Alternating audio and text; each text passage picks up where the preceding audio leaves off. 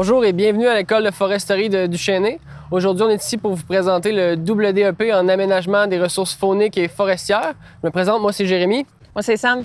Les deux ateliers qu'on va vous présenter, c'est une situation de survie qui va nous amener durant 24 heures à se débrouiller en forêt. Le deuxième atelier, c'est plus un contexte qui nous amène à présenter deux métiers particuliers, garde-chasse, patrouilleur. Donc, on va avoir une petite mise en scène des éléments qui ont à surveiller durant ce genre d'enquête. Donc, au niveau du module de la survie, ce qu'on a appris, en fait, on le divise majoritairement en deux sections. La première partie, c'est parce qu'on est au Québec, il fait un peu froid, ça va être de se faire un feu pour se garder au chaud puis de pouvoir garder sa température corporelle. Puis le deuxième volet, ça va être se construire un appentis, donc un abri pour être à l'abri des intempéries.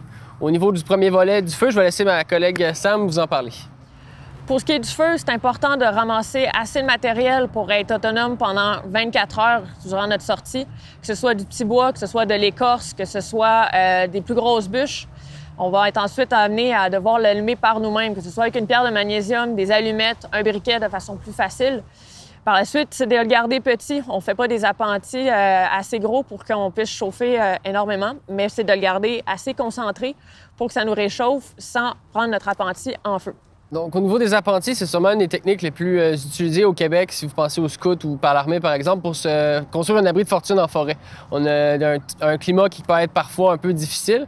Donc, une des meilleures abris qu'on va être capable de se faire pour être à l'abri des intempéries, ça va être un appentis. Donc, avec une base de bois qui va avoir un pilier de bois qui va avoir, d'autres piliers qui vont être à côté dessus puis qui vont être faits avec des matériaux qu'on retrouve directement dans la forêt. Ça va juste être important au niveau de la construction, c'est de vraiment repérer l'environnement idéal, donc éviter d'avoir des chicots qui sont des arbres morts qui pourraient nous tomber, nous blesser. En fait, se repérer, d'être franc-sud pour avoir une meilleure exposition au soleil, être à l'abri du vent aussi par le même fait. Et aussi de s'assurer d'avoir un sol bien drainé en dessous de nous pour ne pas avoir à se déplacer ou à être inondé durant la nuit. Toutes des notions en fait pour tout simplement rester en sûreté puis réussir à rester au chaud pour toute la nuit. Un autre aspect de notre programme aussi, c'est nous emmener à explorer différents types de métiers qui pourraient nous intéresser. Un d'entre eux, c'est l'assistant protection de la faune, ou sinon agent protection de la faune, qui sont deux métiers différents. Donc, au niveau de l'assistant de protection de la faune, ça va être quelqu'un qui va avoir un territoire qui va être délimité, puis il va s'assurer que la loi et le règlement vont être respectés dans ce territoire-là. Dans le cas de notre situation ici, c'est quand le garde-parc va être arrivé sur les lieux, puis il va voir qu'il y a eu un braconnage qui a eu lieu. Lui, il n'a pas vraiment beaucoup de pouvoir, donc c'est là qu'il va pouvoir communiquer avec l'agent de protection de la faune qui va remplir son rôle qui est un peu comme celui d'enquêteur. L'agent de protection de la faune arrive sur les lieux. Il va remarquer qu'il y a des douilles sur le sol, comme vous pouvez voir ici. Ensuite, il va regarder autour de lui. C'est vraiment une question d'observation, d'être à l'écoute de ce qu'il entend ou de ce qu'il va observer autour de lui. Que ce soit des douilles au sol, que ce soit des traces de pas, des traces de sang, ce genre de choses. C'est vraiment une enquête approfondie. Donc, non seulement il est là pour enquêter les lieux, mais il est là pour enquêter les gens.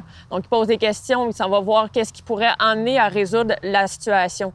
Une des raisons pourquoi j'ai choisi de faire le double DEP, c'est qu'il y a tellement de possibilités avec ces deux programmes-là. Non seulement je vois l'aspect protection, exploitation, mais l'aspect aussi de l'aménagement de la forêt. Ça nous amène à se poser plus de questions au niveau de la forêt, de la faune et tout ça. Puis, ça nous encourage aussi à se poser un peu plus de questions sur ce qu'on aimerait vraiment faire dans le métier. Une des choses que moi, j'ai voulu prioriser un petit peu plus dans mon apprentissage, que ce soit de connaître la forêt, les animaux par leur petit nom, d'entrer dans une forêt, de vraiment savoir où je me situe, qu'est-ce que je vais rencontrer, puis comment m'en débrouiller. Un des aspects que j'ai pratiqué moi-même à la maison, c'est de savoir comment faire un feu par friction. Donc, avec un bout de bois, une planchette, partir un feu comme dans le temps, avec rien, puis d'être vraiment autonome dans le bois avec l'aide de personne, me sentir indépendante et en sécurité, sans rien autour de moi pour m'aider. Moi, de mon côté, ce qui m'a attiré dans le WDEP, en fait, c'est que j'étais quelqu'un qui a grandi en ville puis qui n'a jamais été amené à pêcher, à chasser ou à vraiment profiter du plein air. Puis dans le cadre de mes dernières années, j'ai beaucoup travaillé dans le domaine de la restauration, dans des milieux plus citadins. Puis toutes mes vacances ou l'argent que je dépensais, c'était pour aller à l'extérieur puis aller justement explorer les parcs. Puis j'ai décidé d'aller dans une vocation qui allait me permettre de pouvoir exercer ma passion au quotidien. Bonjour, moi c'est Gabriel. Je suis étudiant en protection et exploitation de la faune à l'école de foresterie de Duchesnay. Aujourd'hui, je vais vous présenter la pigargue à tête blanche, qui est située à ma gauche, puis en haut à gauche de moi aussi.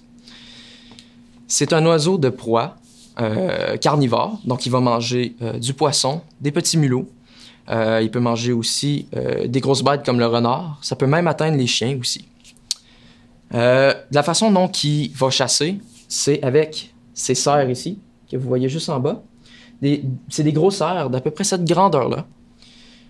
Il va venir agripper sa proie, puis parfois, il va venir voler jusqu'à un certain niveau, qui va la faire laisser tomber. Comme ça, c'est plus facile pour lui ensuite de la ramasser sans qu'elle s'agite partout. Ça a une grandeur d'environ 93 cm les ailes refermées et de 2 mètres lorsqu'il est en vol. Juste à ma gauche, vous voyez, c'est un juvénile. Celui est différent d'un adulte parce qu'il a la tête brune, les pattes pas vraiment jaunes, c'est plus un petit peu brun-blanc.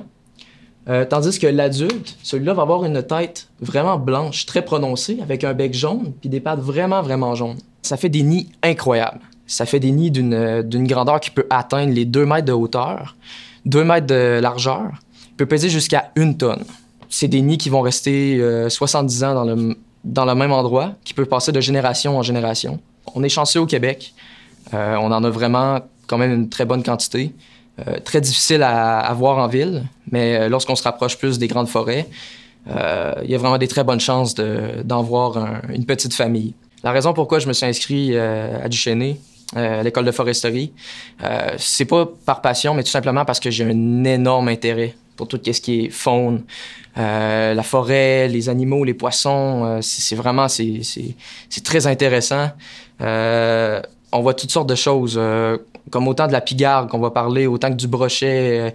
On peut parler aussi de l'ours. C'est vraiment varié. L'érable. Écoutez, c'est vaste. C'est vraiment vaste, puis c'est vraiment plaisant. Le monde avec qui on est entouré, les professeurs, la direction, c'est merveilleux, les sorties. Bonjour, mon nom c'est Stéphanie. J'étudie en exploitation et protection des territoires fauniques. Comme en ce moment, nous apprenons beaucoup les mammifères. Nous apprenons leur pathologie, nous apprenons leur biologie, leur anatomie, leur habitat, ce qu'ils mangent, la reproduction. Nous apprenons aussi à identifier les crânes. Comme ici, nous avons le crâne du bobcat qui est le lynx. Nous avons le crâne d'ici du petit ours. Je l'ai appelé Bob. Nous avons le crâne qu'on peut remarquer les grandes dents ici du castor. Un animal très connu au Québec, celui qui est sur les 5 sous. Et le canidé, le coyote.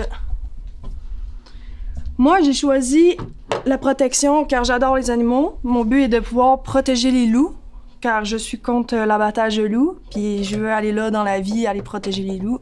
Sinon, en survie car j'adore la survie.